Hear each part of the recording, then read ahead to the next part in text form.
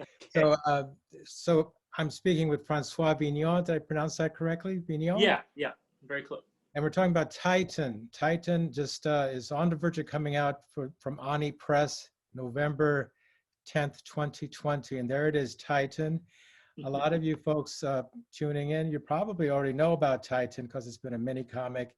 It's gone through some different, it's gone through its own little journey. So I want to jump in and have you talk about that, Francois. Tell us about that journey. Maybe start with what led you to want to create Titan in the first place? What ideas were percolating?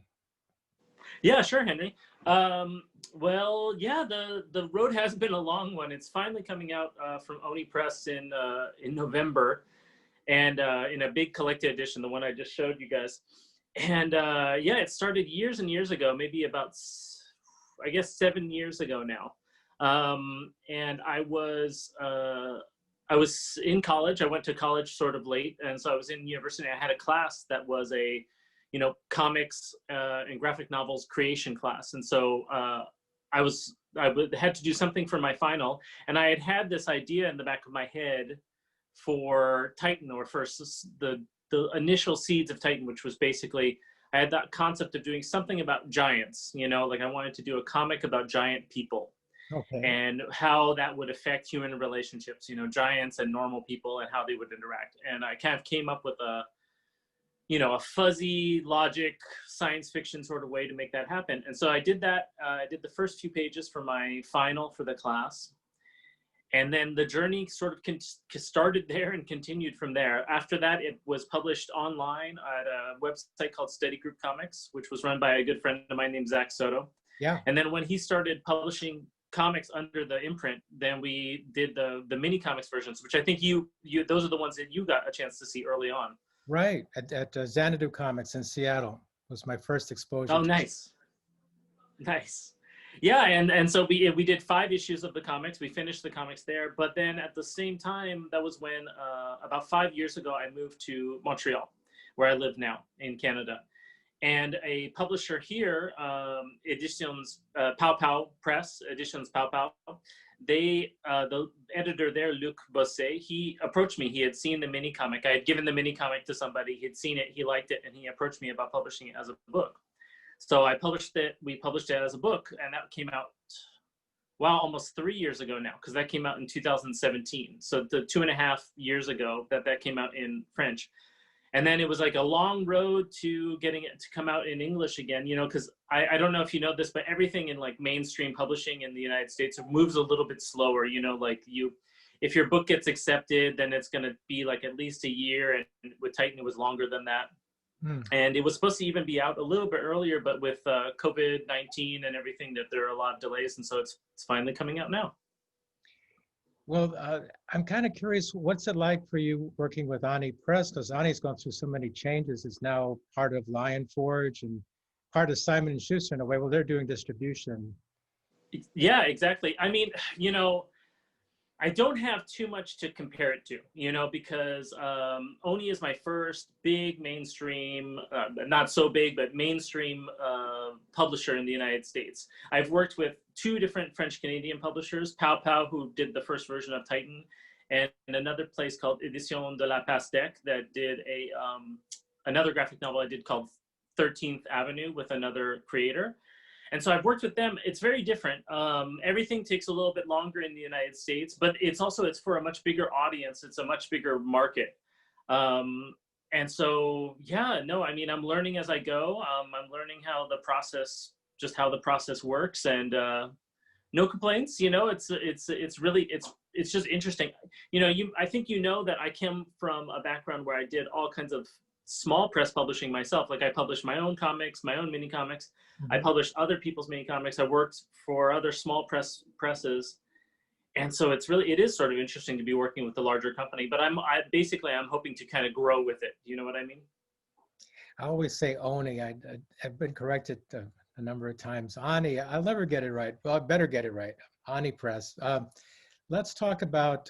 It should be, yeah, I'll correct you one more time. It should be Oni. That's right. Oni. Oni. Mm-hmm. Yeah. let's talk more about Titan. Tell us about the main characters, Joa and Phoebe. Tell us about their relationship. How did that come about? Yeah, sure. I mean, for those of your viewers who haven't read it, which I assume there must be a lot. It seems like some might, because you cover a lot of small press, and so some people might have seen it already. For those who haven't, basically, Titan is the story of two people from literally different worlds. One is a manager. He's in the management of this mining factory on the moon of Titan, and he comes from the Earth. His name is João da Silva, and he is basically sort of a technocratic managerial type. And his liaison with the Titans is Phoebe McIntosh. And the Titans in my book are all giants. So all the workers that work on this moon are all giants, say from 8 feet to 11, 12 feet tall. And all their managers and all the security and everybody who works there is from the Earth. And so they're all whatever.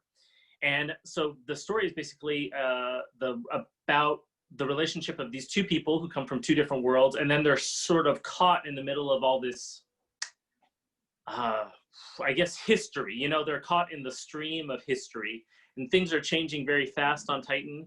And these two characters who have who meet and have a relationship in the book, and who are coming from different points of view. They have very different personalities, but they have a bond. And they're caught up in this big stream of all these events happening, and then they have to try and affect them or protect themselves from them. And yeah, that's the basics of it, I guess. Well, tell us, for those curious about the inner workings of the relationship, how would you describe the power dynamic? Is it a little bit of a dominant thing going on between one character? Well, sure. I mean, they have different elements that are sort of at opposition, right? Like I guess it's a minor spoiler, but like the book is a romance in some ways. It's about a romantic relationship between two characters, and but they come from as I said, they come from very different worlds, right? Like one is he's the boss, right? He's the man, he's the boss. He comes from the Earth. He has a lot of power over Phoebe and over all the other people who live on Titan. On the other side of it, there's the fact that, like Phoebe is literally much larger than João is, she's like 8.5 feet tall. She is, history that's on, they're in her element, right? Like they're on a place where the majority of the people are Titans. And so, yeah, they have some kind of clash between their differing power levels, their differing levels of authority in the world. And the story kind of follows both characters, but not, and it switches back and forth between the two characters. And I think it starts more with João and ends more with Phoebe as the protagonist, but they're co-protagonists of the book, but it starts more from one point of view and ends up more on the other side. Yeah. Well, I think that's a spoiler that we can afford to go with. I think that's a wonderful hook for a lot of people, casual readers coming in completely new to it. I have to excuse my apologies. There's a little bit of an instability with the internet connection. It messed up just a tiny bit. So okay. Hopefully that won't happen again. Tell us about this. Well, you say that this project came about as your thesis. Where did you go to school? Yeah, well, it wasn't my thesis. It just was a project for one class. But I went to college sort of late. I'm in my 40s now, and I finished college about 5 years ago. So I went in my 30s, and I went to school at San Francisco State for the first couple of years, and then I finished up at a college called Reed College in Portland, Oregon, to wrap up my degree. And I got a degree in English literature when all was said and done. I got a degree in English lit. I did write a thesis, but I wrote it on it was like a literature thesis, like writing about writing, but I wrote about Jaime Hernandez and locusts. So that was kind of a interesting thing too. Awesome. I'm glad I asked that. Well, you're at a very, very good position because the cartoonist auteur, or the auteur cartoonist, the person who writes and draws comics is golden, I think. I mean, that's like, to me, that is what the perfect comic is, created by somebody who can do both. And you seem to, What? you got everything lined up, all your ducks lined up. So you've got a bright future ahead of you, kid. Okay, well, I hope so. I hope so. Um, I know it's so easy to digress. I'm very much a digressor, but can you share? Oh, well, this is a good question. Can you share something about your process? Because I look at your work and I think, did this guy do it all digitally, or even if he did, it has such an expressive line. Can you tell us? Is it partially digital, partially hand done, or? Oh, well, that's good to hear that it's expressive. That's what I would like. So when I started the project, which was about, the project overall took me about 5 years to do, Titan. But I didn't work at the same pace throughout. And so when I started the project, I was drawing analog, like I was drawing with a brush pen or with a brush on paper. And I was doing some of the coloring, the second color, there's a spot color in the book. I would do that sort of in Photoshop or something after I scanned and everything like that. And about midway through, like say maybe the third or fourth chapter of the book, I started drawing digitally, and I switched over completely to drawing digitally just because it was so much faster. And I really wanted to make progress on the book. I was really, the very beginning of the book was very slow, and not just from a drawing point of view. I also had a lot of writer's block. I was very concerned about not doing a good job with the story, or not knowing what I wanted to do with the story. And so, yeah, I think it took me something like maybe 2 or 2.5, maybe even 3 years to do, say, the first quarter of the book, say the first 50 pages or so. It took about 2.5, 3 years, something along those lines. And then I think I did all the rest of the book in 2 years. So the remaining 3/4 of the book I did in about 2 years. I know the last year I drew 100 pages in one year. So I did half the book in 1 year. So when I say it took 5 years to do it, it took like 2.5 years of really slow work, and then maybe 2 years, 1.5 years of really much faster work. And now I draw totally digitally. So Titan was the first project that I completed totally digitally, and I've continued on. I only draw digitally now. Sometimes I draw on a piece of paper for fun, or to do a commission for someone, or when I'm signing books, I draw in the little books and things like that. But now for all my commercial work, all my illustration work, and all my comics work, I work digitally just because it's so much faster for me. But I really don't want to have an overly digital look. So it's really good to hear that you thought that it had a nice vibe or a feel or a line or something like that. Because I only want to just replicate what I can do on a piece of paper by hand. It's just I want to be able to do it with a little more facility. Well, not to geek out too much, but I was just taken with how you did your word balloon tails. Okay, looks pretty much like a digital tail that he just drew on his word balloon. And then some of the drawing seemed like really smooth, but at the same time very expressive. So that would be a great tip for aspiring cartoonists, to do all your stuff by hand starting out. Get that locked in and then go digital if you can, if you can resist going completely digital from the beginning. But I think it's right. Well, I mean, for me, it's a product of my age and my circumstances too. I'm in my 40s, so maybe I guess it existed, but there wasn't really the opportunity for me to draw digitally when I was younger, when I was first learning how to draw, do comics, falling in love with comics and things like that. And then for years, I worked in things like Adobe Illustrator and Photoshop and things like that, but I wasn't working I didn't learn how to draw with a tablet or anything like that. And I'm really glad that I finally moved into it. Now I basically recommend to almost all my friends, unless they consider themselves like a true artist where they're producing like masterworks on paper that they're going to sell or something like that. If they're just trying to get their stories out there, get drawings out there, I think it's beyond time for people to work digitally also, But the basics, like you said, like the ability to draw, I hope that everyone who's learning how to draw as a kid and everything is still drawing with crayons or markers or whatever. Well, I think it's only human. I mean, it's hard to just completely ignore beautiful pad of paper and pencils, and you're just going to be so curious of seeing how well you can do with a brush and ink. I mean, I don't think that's ever going to go away. But I'm going to just jump to a question that was kind of like one of my tertiary questions. But what's it like living in Montreal? Tell us a little bit about that, and maybe tell us about your day and your routine as a cartoonist, as an artist in Montreal. Oh, yeah, sure. Well, as I mentioned, I moved here about 5 years ago. I'm from the United States, and despite my very French name, François Vigneault, which blends in pretty well here until I open my mouth and start speaking. My mother's from Quebec, so that brought me up here. Montreal is great. I really, really like it. I feel like I was very lucky.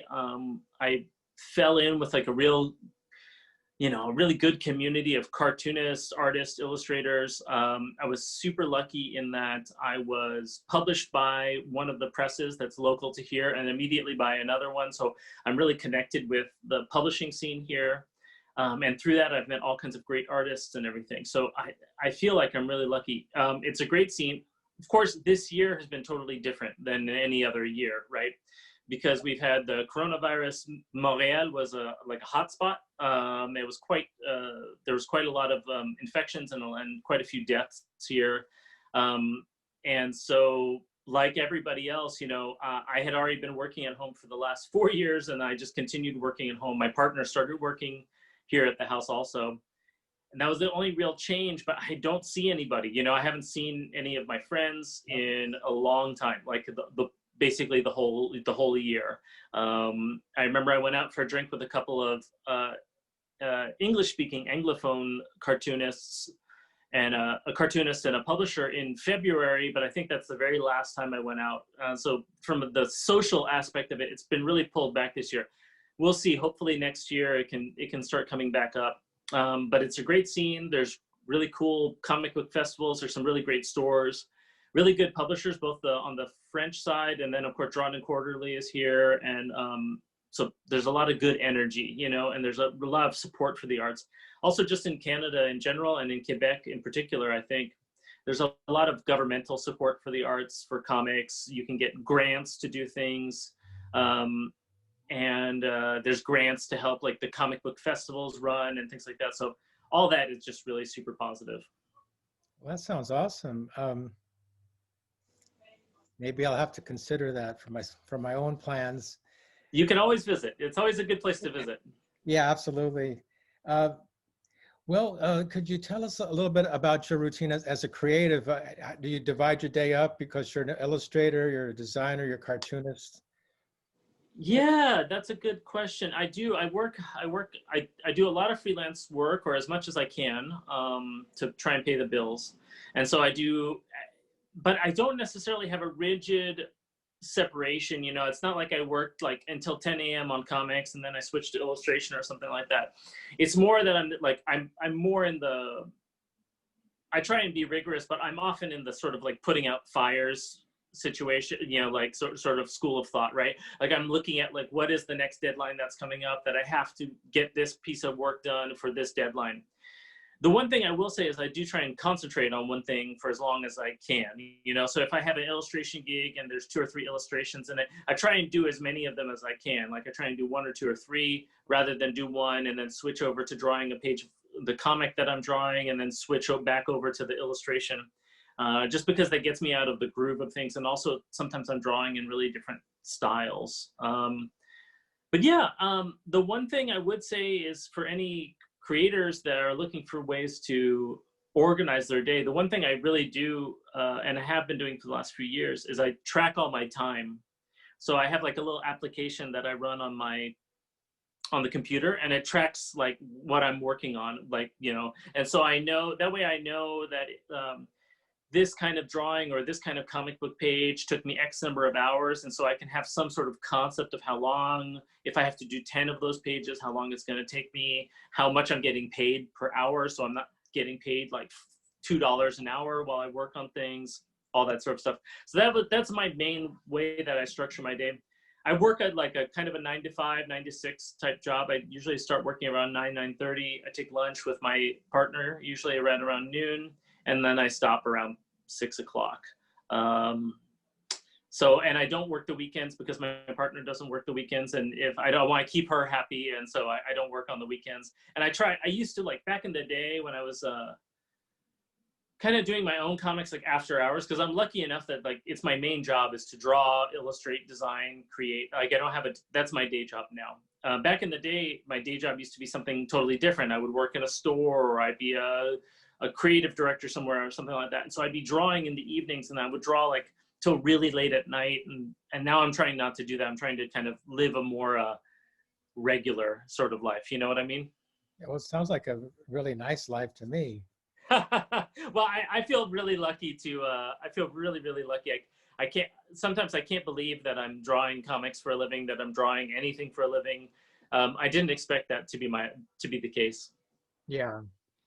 Well, I don't have a copy of Titan to show folks. You do, but this is a really neat thing to show folks as well, especially if you speak French or in the Montreal area, or if you want to learn French, maybe use this to help you learn French. And in the case of your comic, it's a wordless comic, so it's perfect for any situation. Yeah. Basically, you're showing here like a dystopia in Montreal, perhaps. Yeah, exactly. And That was the concept. looks like your alter ego, maybe. Well, that guy's just a guy, you know. But definitely, it's set in Montreal. This is a kind of a fun book. It was called Letters to Montreal, and it was published by the local comic book festival here, the Festival de Bande Dessinée de Montréal, the Montreal Comic Arts Festival. And they published it, and it's kind of a fun little book. All the stories in it relate to Montreal in some way or another. And so they asked me, that there's something like 25, 27 creators in it. They asked me to participate, and I wasn't 100% sure of what to do. And also I wanted to do something that was a little bit kind of bilingual, because, you know, I work in French also, but I'm an native English speaker. And so, and there's something bilingual here. There's a lot of bilingual culture here. In fact, even in that book, like not half, but a good third of the stories are in English in the book too, because they're by English-speaking creators. And so I kind of wanted to do something that worked for both. And I thought about doing something that's mostly silent, like you said. Do you remember way back in the day, there was a thing that came out called Comics 2000? Remember, it was like a big red book. So. Yeah, it was kind of, I always thought that was really cool. And it was a really neat book. It was 2,000 pages of comics by artists for the year 2000. And they wanted an international book, so all the comics in it are silent or nearly silent. And so that was a little bit my inspiration for coming back to a mostly silent sort of comic with the one I did for Letters to Montreal. But that's a really good example of like how much creativity there is in the city. And because it's not, by no means is it all the creators of Montreal who are in there. It's a very slim little collection of the 25 or so, but I think they're going to do a book like that every year. Yeah, it's always the case. There's so many other folks that you'd love to include, but for whatever reason are not included. So this book actually, it's done, it's in the can, but it's going to be presented next year, correct? Or no, it's out now. Like you can order it and things like that. And I think they're going to do a whole new one for the next year. It's just this year they had to cancel the festival. Oh, I see. So yeah, but now that book has started appearing in little comic book shops, and I think you can order it online through the festival's website and everything like that. How you ordered it online? That's cool. I did. Well, I was looking for some more of your comics, and I happened upon this one. Yeah. Yeah. Oh, that's cool. Well, there's a lot of cool people in there, and like the cover is by a really cool a friend of mine, a really cool artist from here, Axel Lenoir, and her new comics are coming out in the United States right now from Top Shelf. So she has a couple different ones. Like I think one is called Camp Spirit, and the other one is called What If We Were. And they're both really, really cool. They're worth checking out. And they're just appearing in the United States right now. Okay, I wanted to just tell you, I think you're in such a good position knowing French, or having the French publisher nearby, because I mean that's one of the biggest readerships. Europe, France, then the U.S. I think it's the U.S., France, and then Japan, right? That's at the top three readership throughout the Yeah, I world. mean, well, there's a huge market for. I mean, it's not as big as the American market, as you said, but there is a huge market for the French comics. And then not only that, I mean, less so here. Quebec is relatively small, although the readership is very large compared to the size of the population. You know, I think it's something like Quebec has maybe 30%, 33% of Canada's total population, but it publishes something like 50 or 60% of all the books in Canada. So it's pretty strong. It has a really strong culture. France is very large too, and there's a lot of people reading there.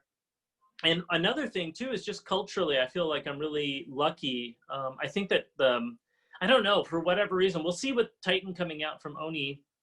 Maybe it's going to be a big hit, but for whatever reason, I feel like my work, my style, my comics, they really vibe with people here. People seem to really like them. I've had a lot more success here than I ever did in the United States. Titan, for instance, was like nominated for something like 6 awards. And then the book I did after that with another author named Genevieve Peterson was nominated for like 7 or 8 awards and won a couple of awards and things like that. And to me, I'm just like, wow, like I would be totally shocked, right? If Titan comes out in the United States and suddenly it's nominated for 6 awards. I don't even know if we have 6 awards in the United States for comics. So Well, we'll see. yeah, you've got the Harveys, you've got the Eisners, you've got the Ignats. Those are the top 3. Just you nominate your book, get your friends to nominate it, get your publisher. Just make sure you're nominated. Yeah, I hope so. I hope so. You know, maybe maybe it'll be a good way that I'll eat my words and I'll be like, wow, Titan was the surprise hit of the year in the United States. That would be super cool. It's just but for whatever reason, I think people like the way I draw here. They like the kind of things I'm writing about. That they just dig it, and I really am very glad and lucky that I'm here. And just to backtrack, do you have a take on what the response has been in France or the French? Yeah, I mean, well, it's been pretty good overall. You know, I mean, it's not like selling like hotcakes or anything like that, but it's sold pretty well for the size of publisher that it's at. I've gone to Angoulême a couple times for both my books, for both Titan and for 13th Avenue. Really good response both times.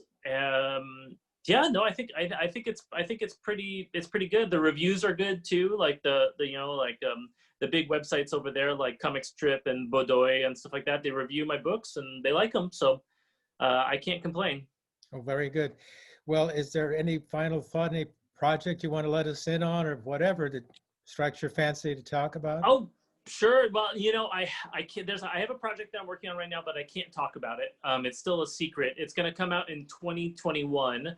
And I think it's going to be really fun. I wish I could talk about it, but it's sort of a sci-fi comedy type thing. So it's quite a bit different than Titan, which is a more serious book. And it's going to be coming out from Oni, also another book from Oni, but it's not a graphic. It will be collected, but it's not a graphic novel. It's a monthly comic. So it's going to be coming out every month starting in 2021.